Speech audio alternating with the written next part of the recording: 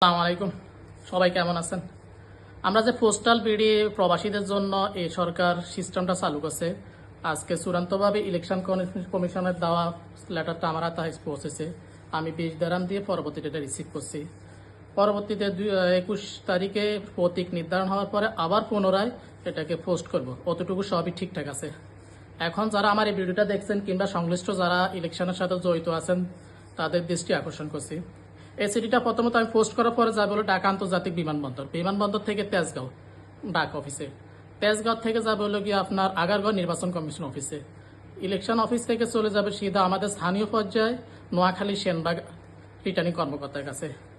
তাহলে ঢাকা থেকে তেজগাঁও, তেজগাঁও থেকে আগারগাঁও থেকে আমাদের সেনবাগ, এতটুকু নিরাপত্তা কি আসলে আদৌ এটার আছে, নাকি এটার বেলুটা আমাদের কাছে এই পর্যন্তই সীমাবদ্ধ থাকবে, নাকি ওইখানে পদ্মার আড়ালে যারা দরজার ওই পাশে বসে আছে ওনারা কোনো না কোনোভাবে কারচুপি করবে?